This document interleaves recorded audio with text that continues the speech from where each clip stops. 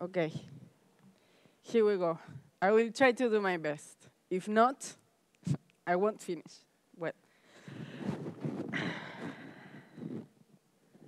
wait.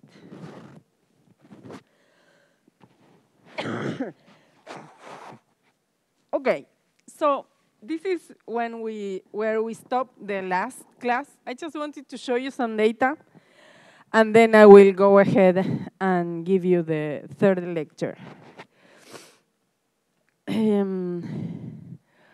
So we were here, we stopped at discussing the spikes, and you asked a lot of questions about spikes. And so we were here. One approach was, one approach is you can just get the threshold or do your spike sorting or whatever, and you get the spikes. But another approach is don't care about individual spikes, just get, so each one of these, so this is a presentation of a song and a stimulus, it doesn't matter. And then in each trial, you have a response.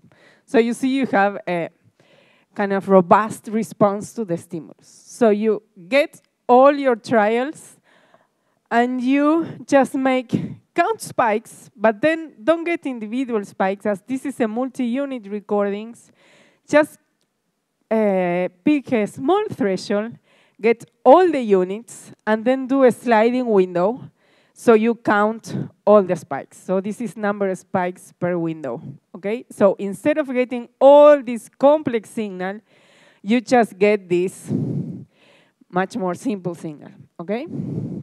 So sometimes this works. So what I wanted you to tell you is that there is not a rule for, well, what is the technique that will work for your data?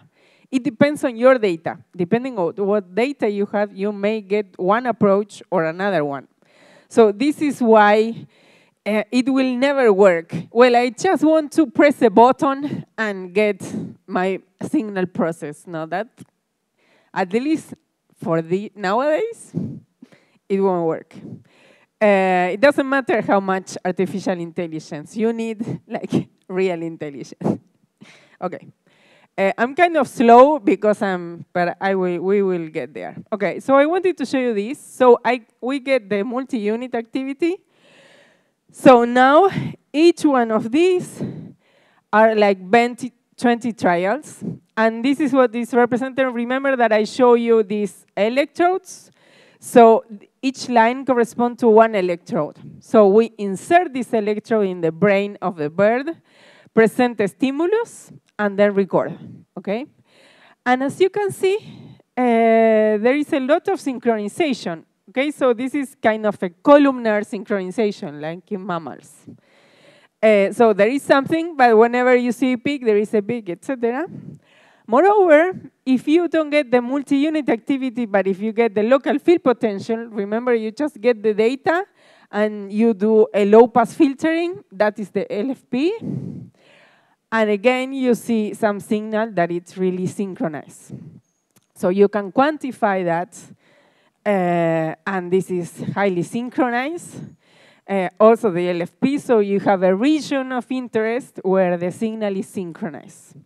If you look in detail, now each line is one recording. We are just getting, so as this signal is synchronized, from all this column, we are just choosing the maximum amplitude signal. And then, as we have already, so then we go to another location of the brain and make another recording. So each one of these is a representative signal of a given place in the brain. And this is, again, is a stimulus, so this is sound, so this is a specific syllable. This is another type of syllables.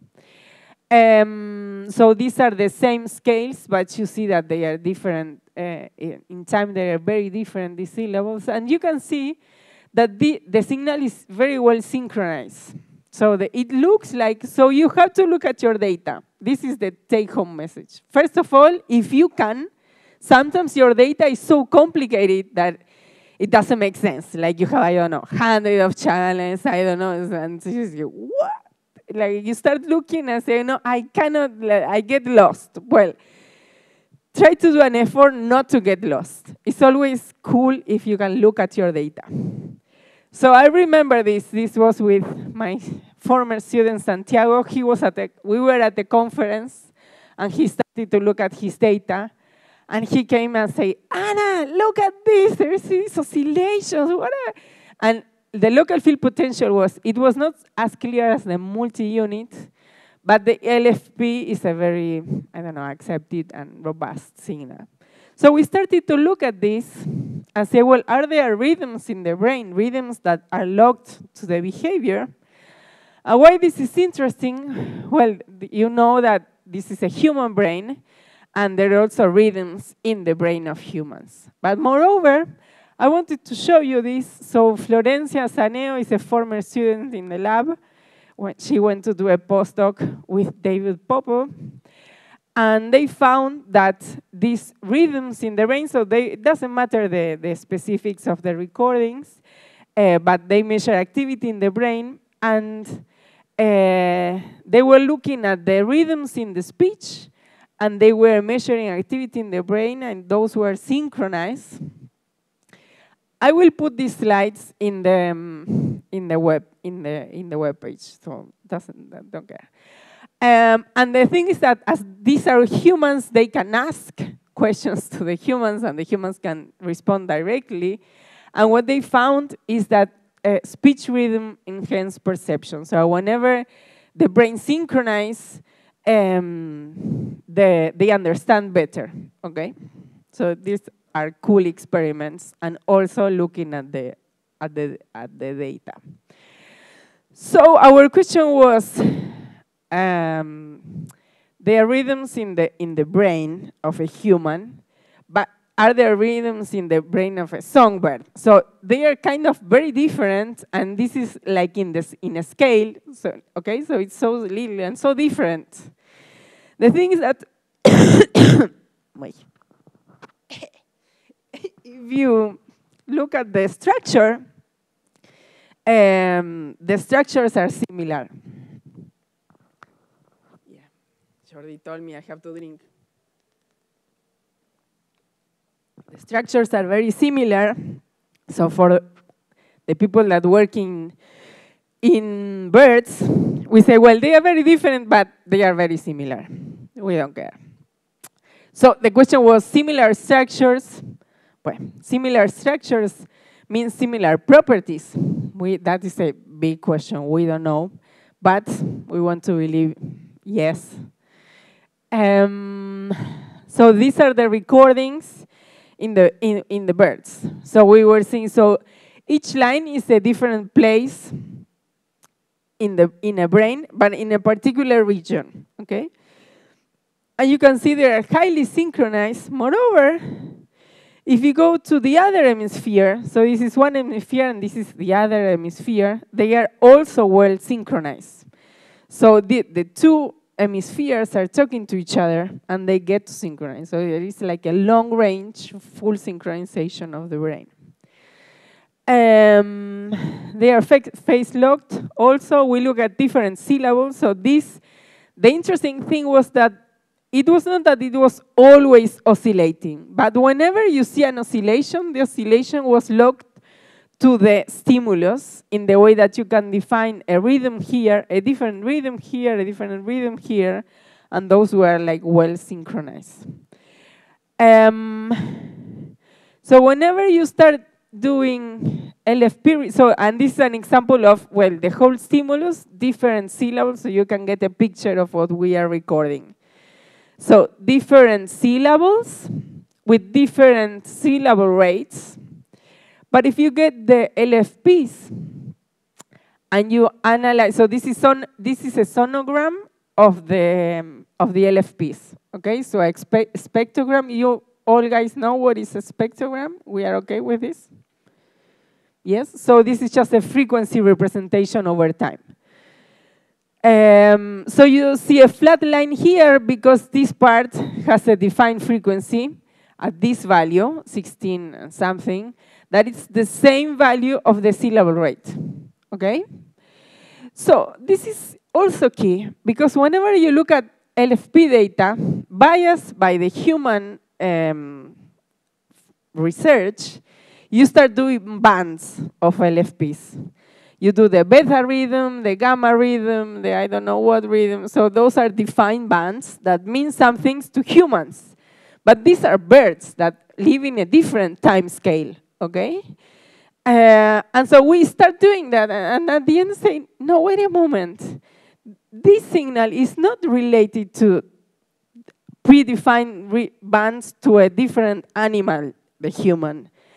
So this is just locked to the behavior, and that is what we quantify.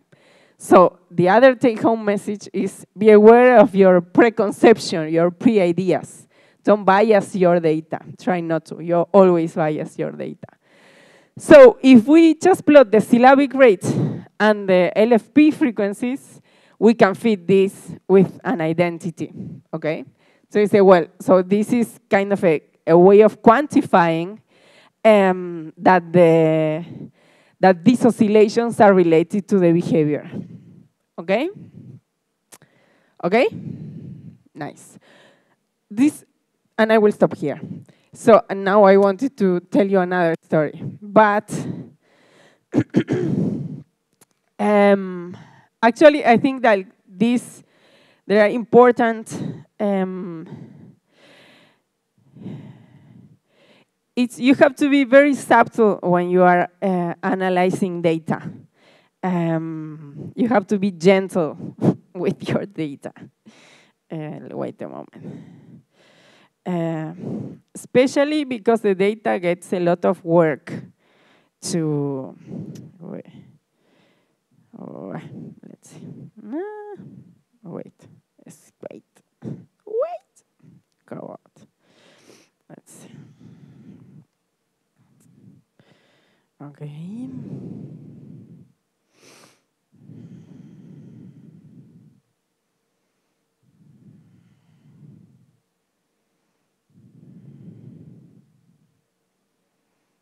Okay. Okay. Why? Wait. Okay. Okay.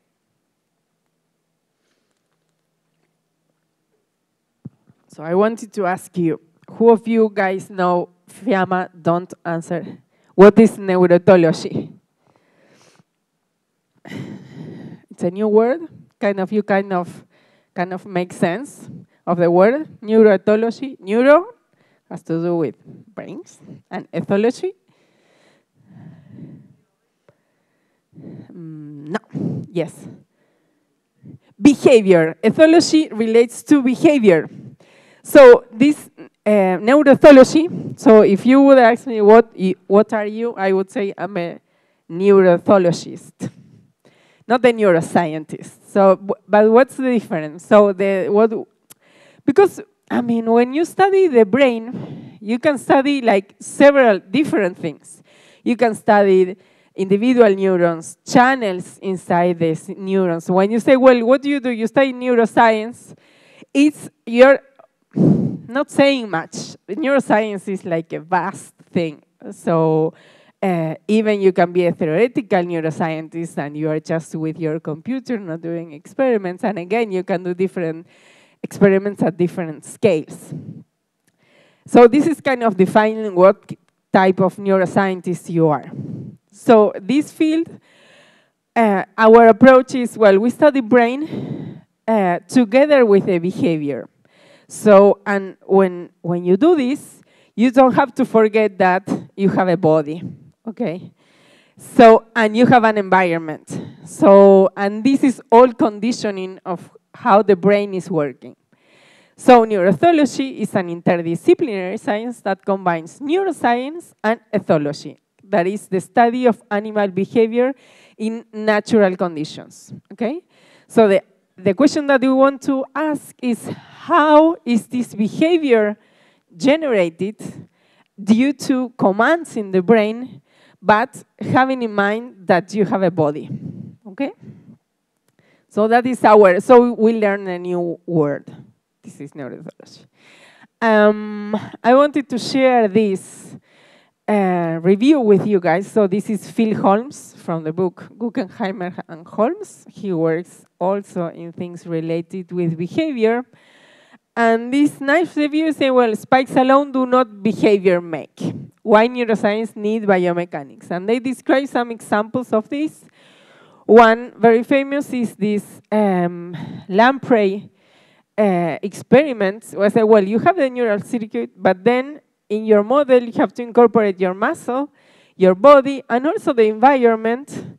And what they show is that because what the brain is doing is giving, so in order for the lamprey to swim, they have to give some instructions. But the thing is that it's not the same where this swimming depends on the viscosity of the fluid.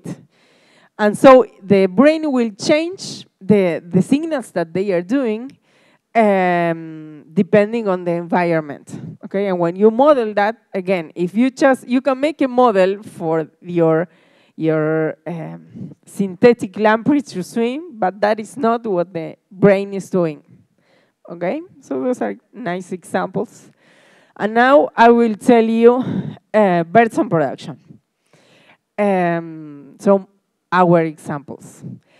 And this is very interesting because the vocal organ and the brain are nonlinear devices. So the way they interact is very interesting because you can get very complex behaviors with simple instructions. That is the key of nonlinear dynamics. So why we study songbirds? We talked a little bit about this the last class. But they are an animal model, okay? So they are like rats in a lab. Whenever you say we study birds, everyone says, ah, the birds. No. These are animals in the laboratory, okay? The problem is that say, well, I don't have a problem to doing things to a rat. Well, this is a bird. Why we study them?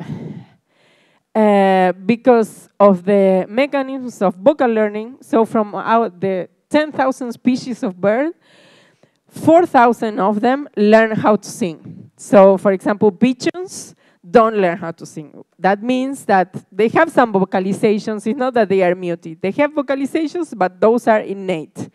All of that comes in hardware, let's say. They have to grow up and then they start doing the callings, and with that calls, they just communicate. The birds that learn how to sing, vocal learnings mean that you can modify your vocal production in order to communicate, okay? And this thing doesn't happen very often. So whales, dolphins, etc. can learn. Some species of bats, elephants, and so that's why birds are very convenient to have in the lab. And also, they have similar learning stages. So the way that they learn is very similar of how the human learns. So they start screaming when they are baby to get some food. Then there's time kind of making auditory memories of the vocal process. So the thing is that whenever you see a kid and they cannot talk, but if you say, hey, go and grab me, I don't know, the newspaper and bring it to me, the guy understands and do it, okay? And they don't need, so they already have the language inside the brain, but they cannot get this complex motor control. So whenever we are speaking, we have to control respiratory muscles, the muscles that control the vocal folds, and all the modulators. So this is a very complex motor task, and this is also why we study songbirds. Okay, enough. Okay, so the species that we were talking the other.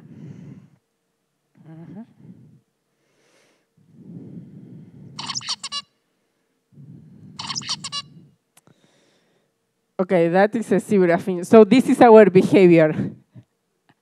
It's like, what? What? Okay, so these are the guys, okay? So whenever you just hear to that, say, well, why are they? But if you look in detail, what you see is that what you have just here, we just hear this, all of these details we don't hear, okay? But they are complex sounds, they are spectrally rich. This means that each of these sounds can have a band. And also they are highly repetitive. The only thing that they do is, they are all doing it. The other cool thing, so these are the zebra finches. It's not that all the birds sing it that way. It's like a fingerprint, so each individual has its own song. And this is the cool, so let me just.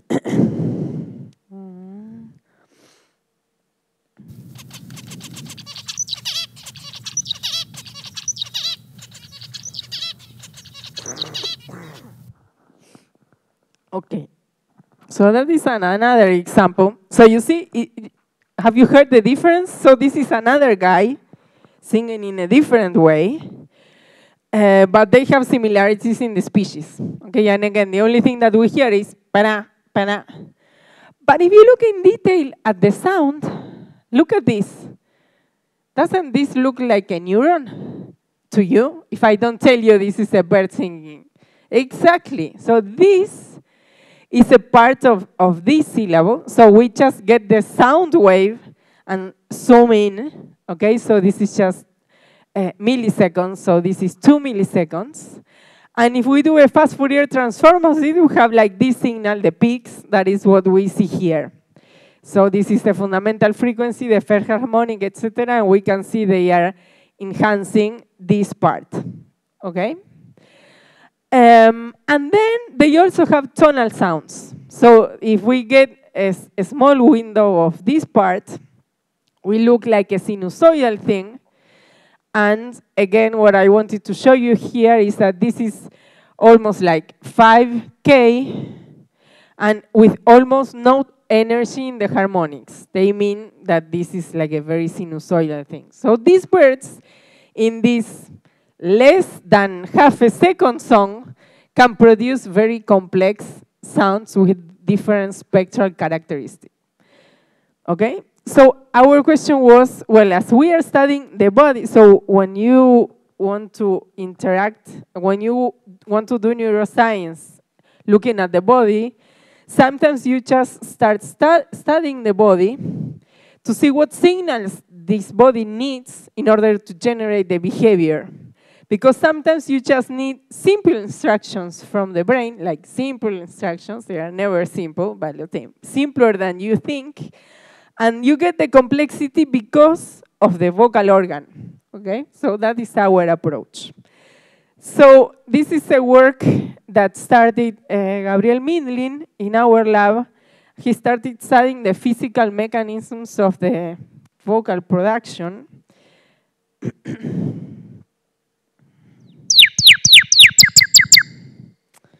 So this is a simulation of how the bird is singing.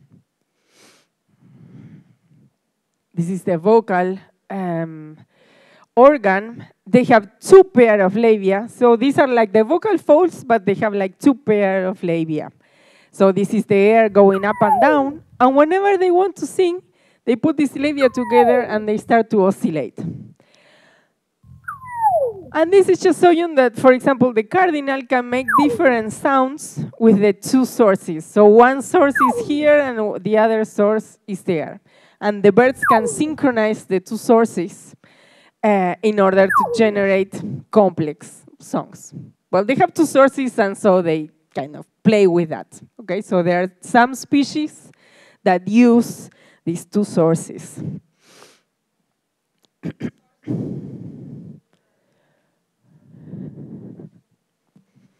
The sources has different characteristic frequencies, like in the simulation, seem that one? No. No, it's just the same. So they are similar. The only thing is that there is never the same. So in biology, they are very similar. No, but that is interesting. They are like very similar. And you can have subtle differences because they are not quite the same. that is important because there are some species that they synchronize both sources, so that it seems that they have just one. What one cool bird is João de Barro, the hornero, you know this guy in Brazil. So they have, like, they reported a couple of years ago that they have 3 sound sources. So these are very cool. So they have an additional membrane. So it's always membranes oscillating. So they have an additional membrane here, and so they kind of coordinate. And those are different. Okay, so this is what the body is doing, right? So in order to sing, the bird has to control the syrinx is the vocal organ, and like the vocal folds, they have to control the muscles and the respiratory muscles, okay? We have to model this. And whenever you want to do interdisciplinary work, the problem is you go to your fellow biology friends or whatever, and say, well, I want to model the singing of the bird. And so the biologists start saying, oh, yes, amazing. Well, so you have all these different parts, and moreover, you have some different muscles if you look from the outside, and all different muscles, and say, what? Like, and what are you going to, and the physicists go and say, okay, you have something oscillating. Okay, so that is a mass with a spring, and that's it, okay? So, whatever. I don't care, and this is like the core of interdisciplinary. It's not that there's no winners here, okay? So we have different approaches. We just want to make, and that is one way of modeling. If you go with an engineering, probably he will take care of all these details and make very complex models. But that is not our approach. Even if you find another different physicist, probably they will do different models. But our approach is we want to make it as simple as possible. And then I will tell you why. So this is all the work that has done. Gabo Mindlin started this, and this was like very difficult conversations at the beginning, okay? Okay, and so how do you build a model? Say, well, we don't care about biologists. We have some oscillating here. And so the equation of motion is going to be a spring. So this is the regular equation of motion of a spring. So no, the mass acceleration, the constant of the spring, x equal, okay? And then we put some viscosity effect. So this is just some dissipation.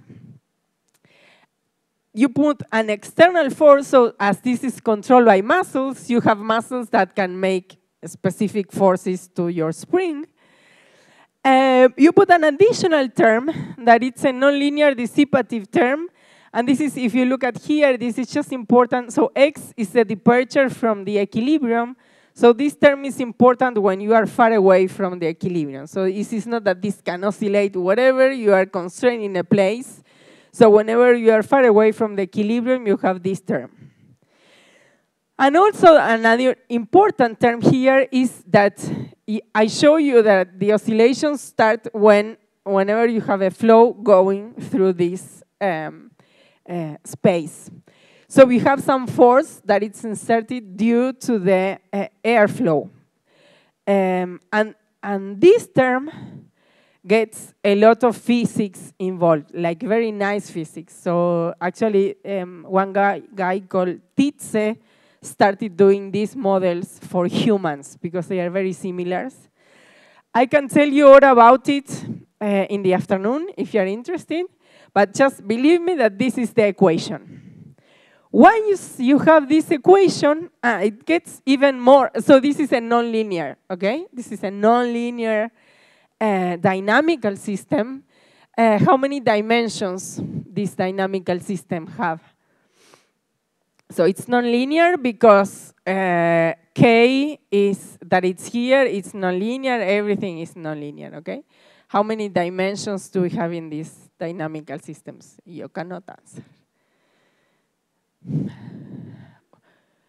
3? Okay. Why 3?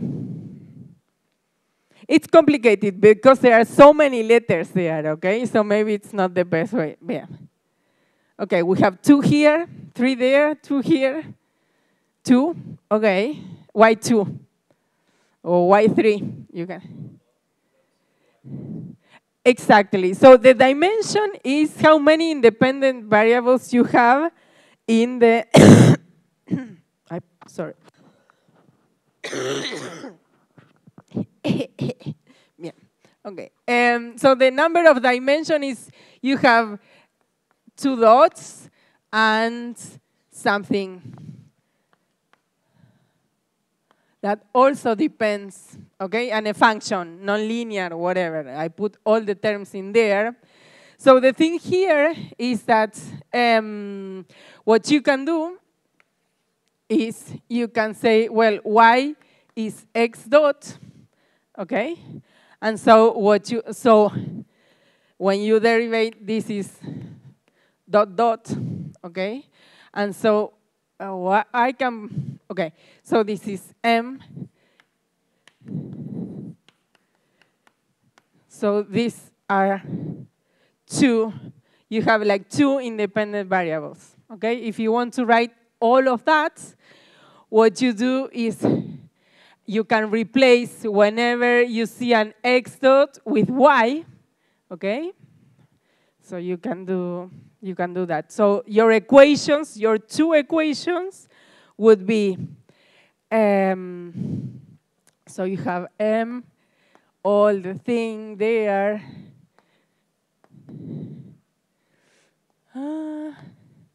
whatever, k, x,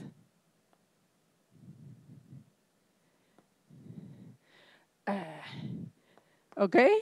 Are we okay with this? So y más f más whatever. Okay? So here you have one equation where you have x and y, okay? But the other thing is that you need another equation to say, well, who is y? So then the other equation would be, for example, you have this one, okay? Okay, so this is like a 2-dimensional nonlinear equation, okay? Again, if you're interested in these nonlinear things, we can talk in the afternoon. I will be very happy to tell you about it. I wanted to move forward and say, well, what can we do with this model? It's very complicated, but what we do is we get just 2 parameters. This K1 is here, so it's the linear term from the spring constant. And then we have this that is related to the subserential pressure. Why? So this is the kind of complicated thing, is that here you have a lot of parameters, like so many parameters that you have in your model, and you're just thinking, well, I want to see how is this model behaving whenever we change these 2 parameters. Why these 2 parameters? Because they are related to things that we can measure. So K1 is related to the activity in the serential muscle, and PS is related to the subserential pressure.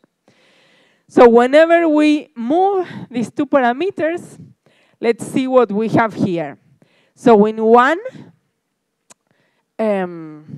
let's see, okay. So in 1, so all this region are fixed points. In 2, you have limit cycles, oscillations. So remember the phase space I was telling you about in the first class. So here in this region, you have an oscillation. So these lines are what we call bifurcation lines, because from going from 1 to 2, from fixed point to an oscillation, you have to cross a bifurcation. Remember the first class? And so on and so forth. So here you have what we call a Hopf bifurcation. And and the important thing here is that whenever you are oscillating, you are having sound. So sound is, remember, what is X? Is the midpoint position of our labia. So whenever you are having sound, is because you are oscillating. So this is the place where the bird is singing, and all the rest is silent. So you can enter singing through this Hopf bifurcation, and you will have tonal sounds, or through this bifurcation, the saddle node limit cycle, and you will have this excitatory regime. So I'm zooming in this region from 5 to 2, and we have here the saddle node bifurcation. Remember I told you about it the first class? So with this you can get neurons, but you can also get these highly rich spectral content sounds. Remember I told you that this sound looks like neurons? Well, so you will need an excitable system in order to reproduce it. Okay. Then you do, okay. It doesn't matter. So this is a technicality, but not so much. So what I was telling you about is that the complete model have like so many parameters. You can do what it's called a normal form reduction, that it's a nonlinear change of variables in such a way that you have the same dynamics as in the complete model, but now your system is just this, okay? So this part we recognize is this one, x dot, so that part is okay.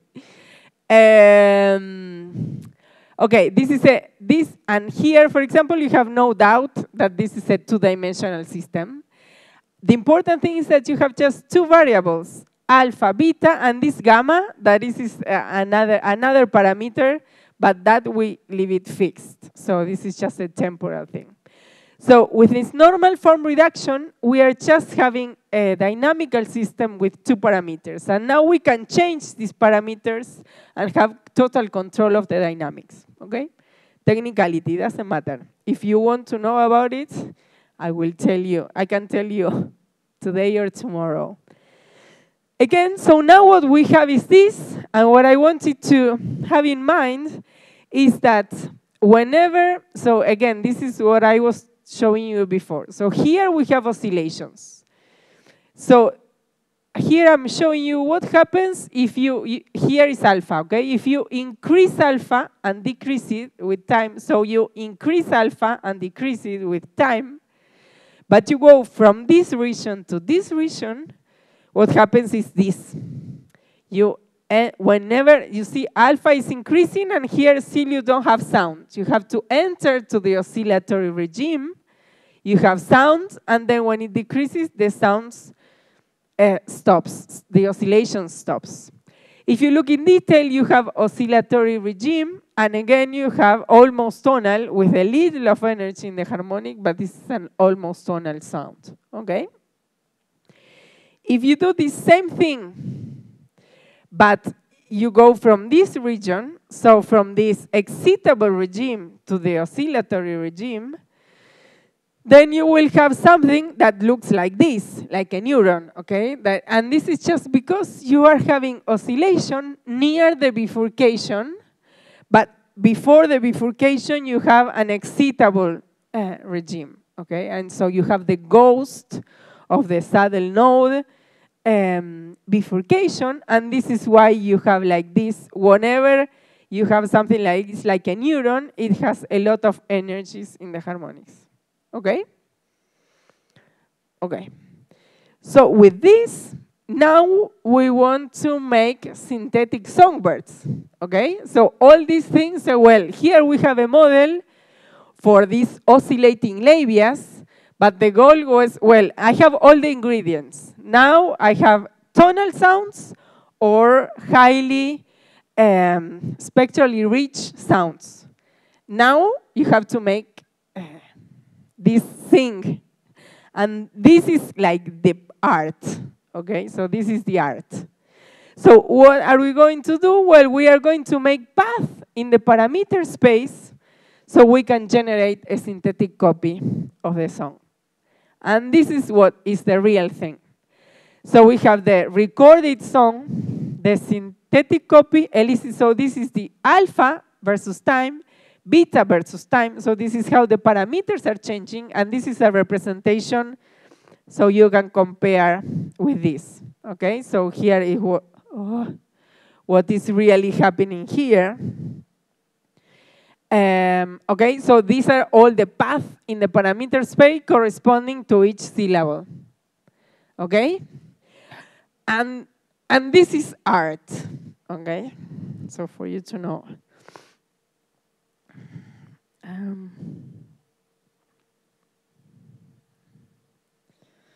Let's hear it.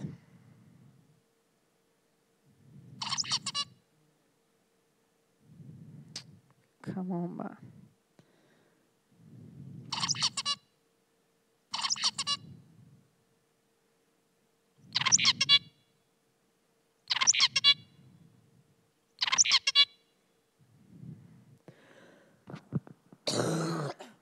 Okay?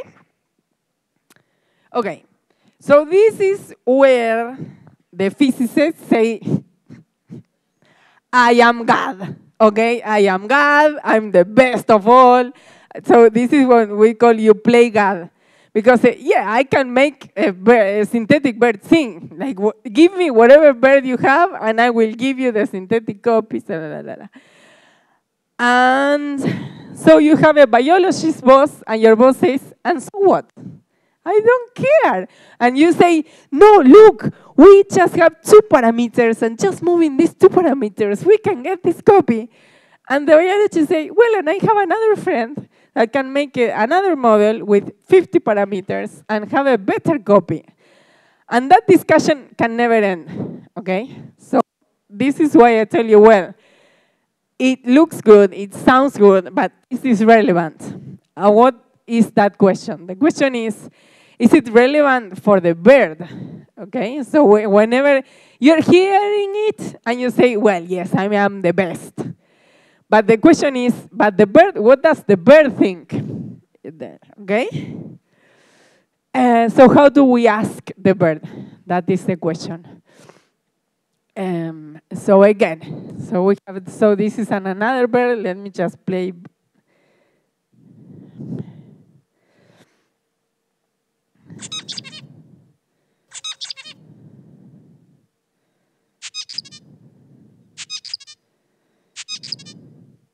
Okay, so we know it's a synthetic copy, but the question is are the neurons coding this song in a similar way? In the same sense that whenever you hear yourself, sometimes if your voice is distorted, you can even recognize yourself, okay? So this is another, so we are going to record neurons to see what the birds have to say about it, or what the neurons of the bird has to say about it. And why are we, so the other day we were talking about neurons and things, so are like real images. So each point here is a cellular body, and you can see here, for example, you can see it here you don't see, but here that is a specific neural nuclei, and you see the bunch of neurons there. Okay, why are we going to record neurons? Because in the bird, there is what we call neuron selectivity in the song system. So there are neurons that respond only to the bird's own song, okay? And if you play back another stimulus, these neurons won't fire at all, okay? So if you're recording a neuron, if you play back the bird's own song, the neuron will fire with a definite pattern. If they are singing, they use that same pattern. And if you play back another sound, they won't fire. Let me show you that. So here is the bird sleeping. And what you will hear is they are playing back its own song, and you will hear each click is a neuron, okay? These are so cool.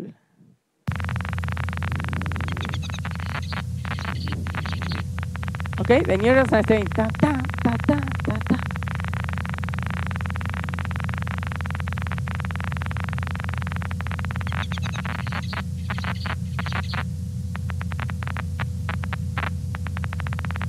But they keep on firing.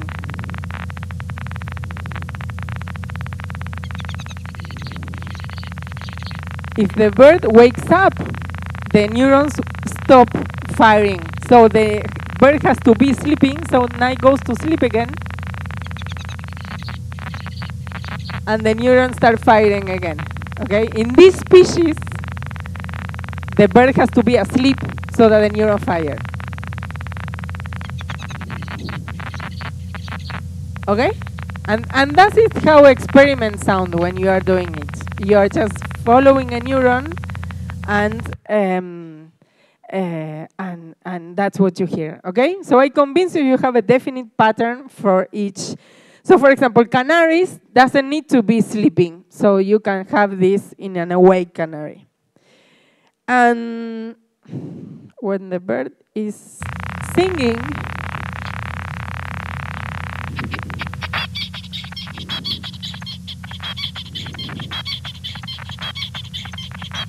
here is a female. This is why he's singing to the female.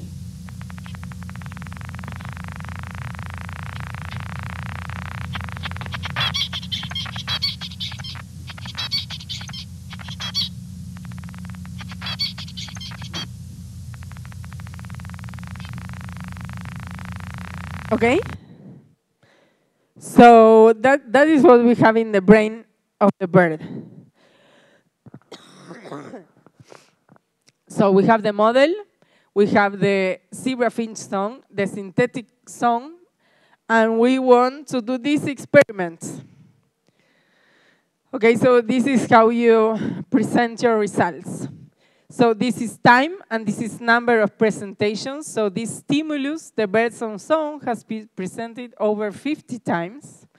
Whenever you present it, there is an increase in the firing of the neuron that you don't see if you're not playing back the sound, okay? And this is what selective neurons, that if you play back the song, you see a very clear pattern, but if you play the song in reverse, nothing. And if you play a conspecific, so a song of another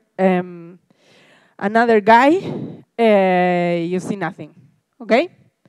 So this is the perfect thing to test the model, okay? Because you have neurons responding to the bird's own song, reverse and conspecific. So the question is, well, what happens if instead of using the bird's own song, I use the synthetic song? What will happen? If you are doing a good synthetic copy, you will have something similar to this. But if not, you will have nothing. Okay? So what happened? Okay, so the first time we did it, this happened. Okay? This was like, oh my God. I say, what? Like, I was doing my postdoc in Chicago, and so we were saying, no. Wait. So we were saying, no. We have this.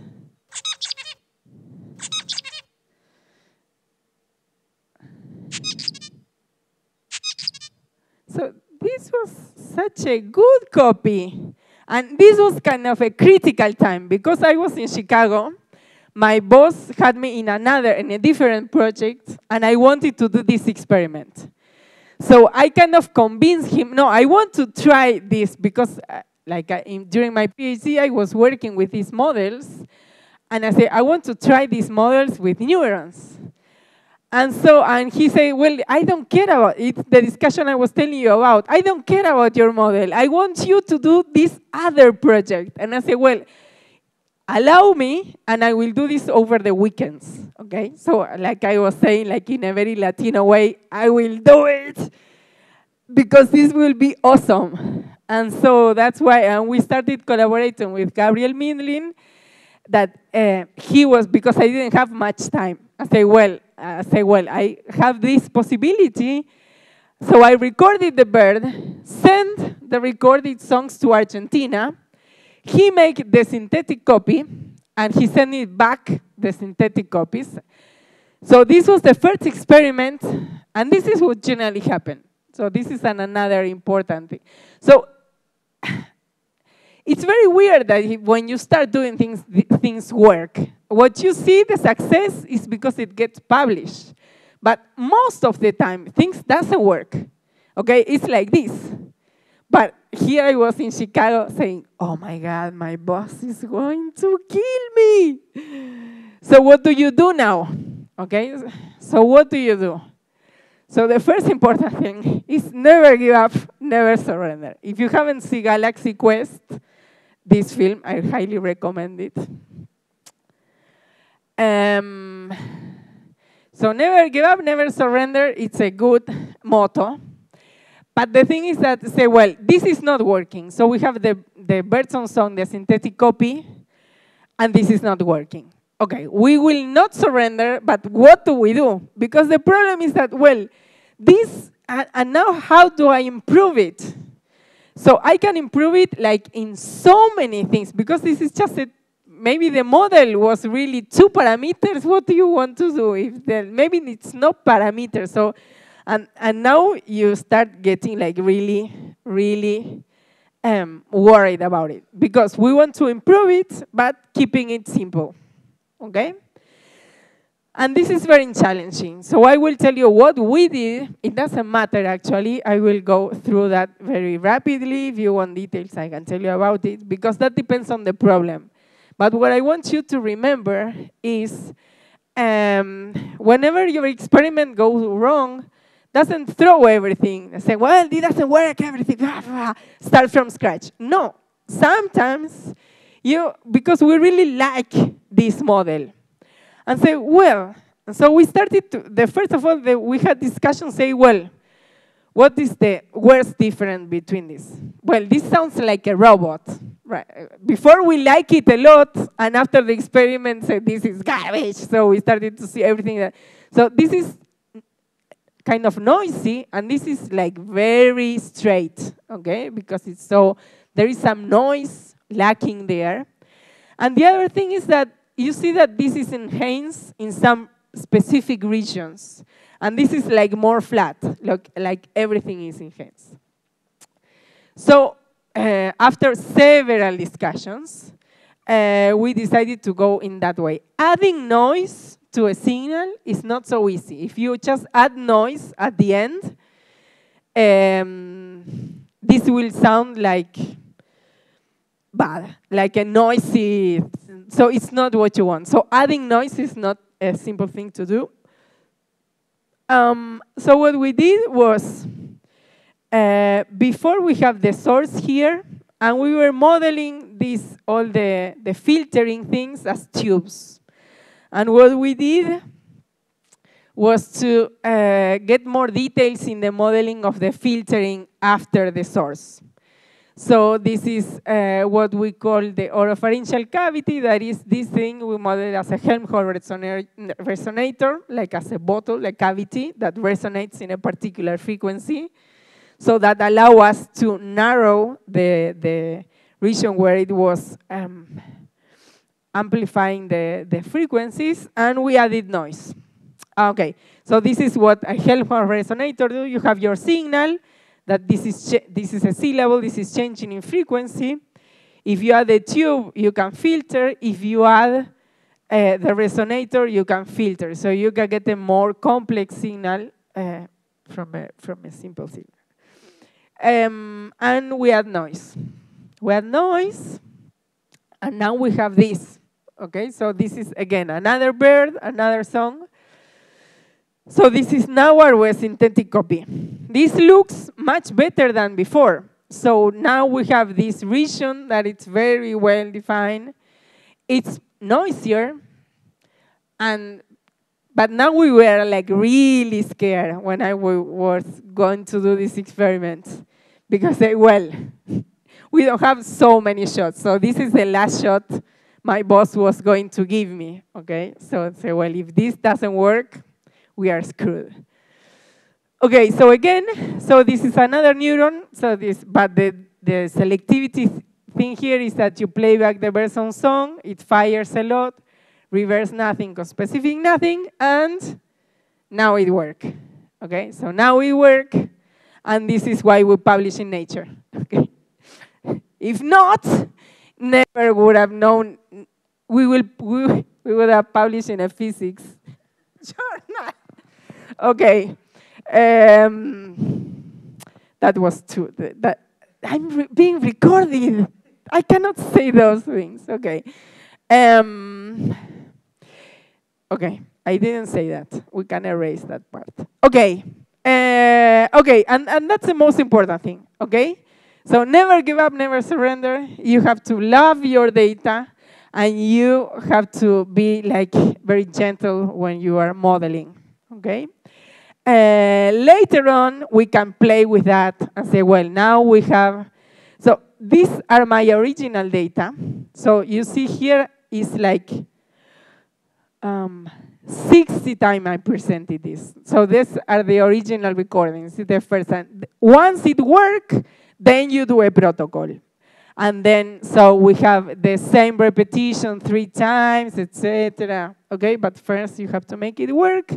And then you have a minimal model to elicit complex behavior, etc. When we were here, my boss, again, he was like tremendous. He said, and so what? Yes, I was expecting this. And we were saying, yeah, now I can go back to Argentina. I was saying, I'm just going back to Argentina. And again, my boss says, so what? Now your model is working. I don't care about your model. We have to use this model now to make questions about how the brain is working. That was a nasty fight. Let me tell you about it. And so, but we did it, for example, and so now what you can do?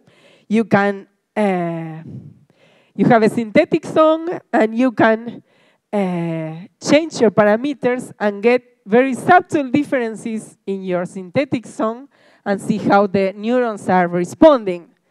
So for example, here you have the neurons are responding, but if you change it in a subtle way, the neuron won't respond at all. And when you see this, you say, well, this is not so different from here to here. This is why it didn't work the first time. Because whenever you screw up a little bit, the neurons won't fire, okay? So with this, what we found is that the resonant cavity is a relevant feature, and that noise also is a relevant feature, and also in noise, we have something like this resonant peak that with no noise, you have almost not response to the neurons, a high response, and then it's robust against noise, for example. And then we did some other stuff, it doesn't matter. Okay, but I will stop here. And I think this was the most important thing I wanted to share with you. And we did this with a lot of collaborators and students and all that. Okay, that's it, guys.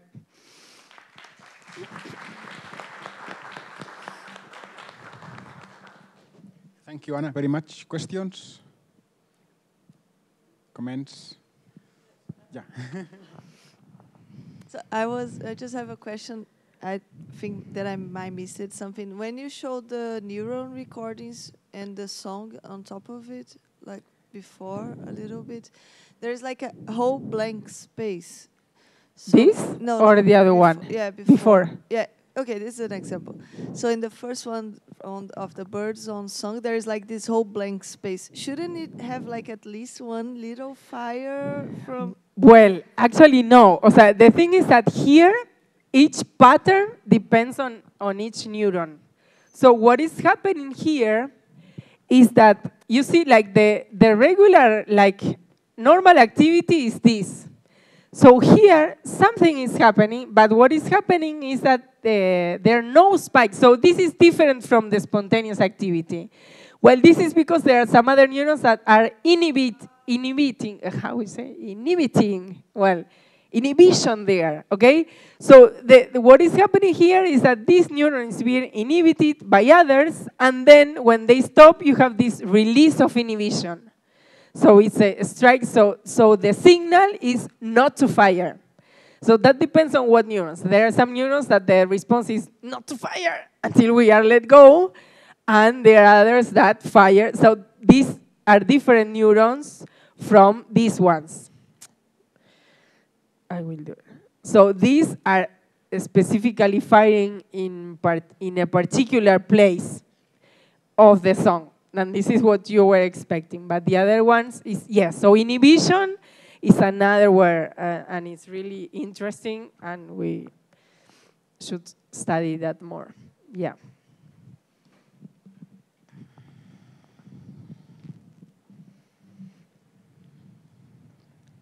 What about the similarities between the singing, the sound, and the neuronal response? Like, they follow more or less the same attractor? Is there some correlation? Like, I don't know if I understand your question.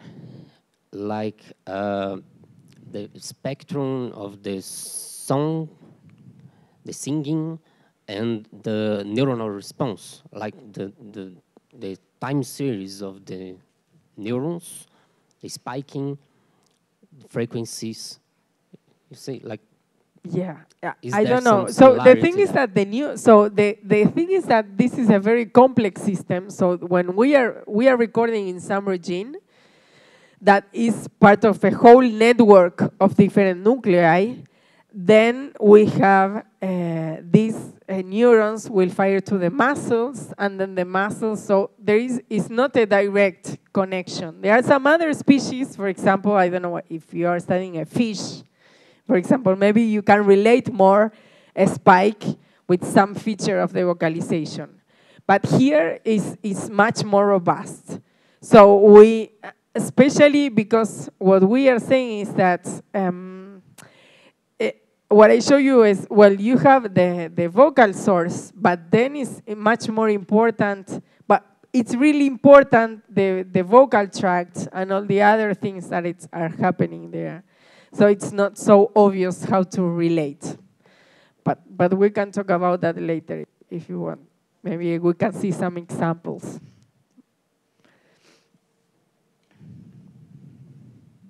More questions, comments? Oh, sorry. Thank you. Hey, Anna. First of all, nice work, very beautiful. Thank you. Thank you for the talk. And I was just wondering, most of those results are with birds listening to the other sounds, which is great because you're free of muscular activity, right? But when they're singing, do you see artifacts of their muscle activation in your electrodes? Or are you kind of, that's very strong in rats, for example, if they are moving their jaws, you can pick up all this activity there, but I don't know how the singing might interfere with the activity you're recording. Yeah, that is very interesting. Well, actually, Fiamma knows about it. So you have to be very careful with how you implant and with your grounds and with your reference. If your recording is not, so if everything is not super well done, you will see the oscillations in your signals. So before coming here, Fiamma say, "Hey, I found this data, it's so cool." And the other day, and the following day, she say, "No, these are sounds." So you have to be really careful because sounds always there. And because in birds happens that you have vibrations through the bones. So you always have that. The only thing is that we have a reference and we kind of delete that sound, the sound in the electrical activity, so it's filtered out. But that is from another electrode close to your electrode, and you just filter that out. But you have to be very careful. Yeah. And the other thing with the sound is that this was proven in another species. We want to do this in canaries now, is that I told you that these neurons are firing whenever they are hearing. So you're playing back the sound, and the bird is not singing, but the neuron is firing. Whenever the bird is going to sing, that neurons get inhibited, so they get like in a singing mode, and now the neuron starts firing. So that in that way we know that whenever they are going to sing, they kind of shut off all the auditory, because you are true, like you have all the noise and all the things. So whenever you are singing, so you have to kind of filter out your noise. But yeah, but in a way you also have to hear it. I don't know, it's kind of tricky, but yeah. Yeah. Any more questions? Actually, I have one. No one else? No. Do you have any idea how neurons encode information? I mean, do neurons respond to particular frequencies, or what happens? Yeah, so not in this place. So in this place form a part of the vocal production. So this is like kind of a hub, if you want. So this receives auditory information, but it's also part of the motor command. And we haven't figured it out yet. So it's not frequency tune. We know there is this frequency tune in the auditory cortex. That has been established. But whenever you are going higher in the auditory cortex, this selectivity thing starts to emerge. Like you are, well, sometimes you're just coding for tones, but then there are some regions that goes from like memories, like for example, they're recording females that don't sing, but if they play back the song of their father, they will fire differently than if they play back a song that they have never seen. So there is like an increasing like complexity in the network, but when we get to here, it looks like we haven't found the code in this region, but probably this is a big neural nuclei. We haven't found it yet, and people had looked. That's all I can say. Did you try to send monochromatic audio signals? So just one frequency and more or less on the time scale of the spikes, so it can be encoded in the spike rate? Yeah, so we haven't done that, but people from the auditory field, they do that. They play back these ripples so they can kind of more like simple sounds and with different structures. Yeah, we haven't done that. So, yeah. So thank you for the amazing talk. Yeah, thank so you. we stop here. Let's go for lunch. Do you want to make any announcement, Cristina, for the afternoon? We have a very busy afternoon with hands-on session. Okay. So we.